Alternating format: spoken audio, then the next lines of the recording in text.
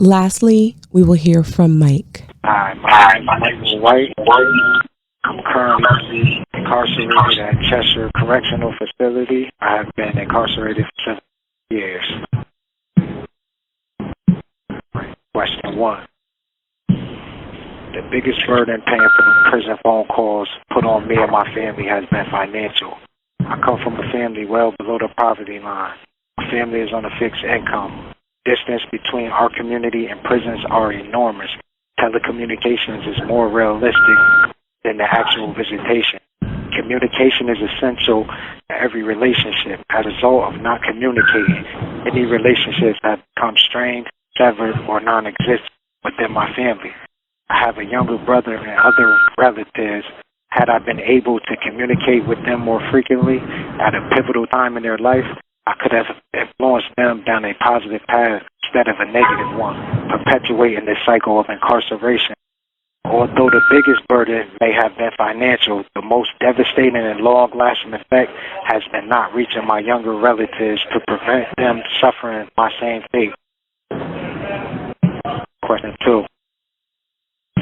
Three phone calls would mean a sense of relief to me and my family. It will remove that sense of worry that lingers in our mind. Not knowing when the next time you will speak to a loved one is a feeling that no one should have to endure. Furthermore, no one should have to choose between talking to a loved one or buying groceries or paying rent or other utilities. Question 3. If I could say anything to the owner of Securus, I would say for years you have exploited the poorest communities in America, and your company has been allowed to monopolize an entire industry. The government should have long ago stepped in and put an end to this, but they didn't. Cannot go back and undo the damage that has been done. Going forward, you should give back to those same communities that have been affected by the high rate.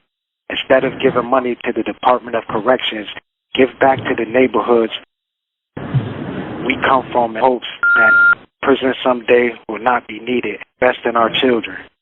Thank you for listening to this episode of Resilience Behind the Walls. My name is Tasha Blanco.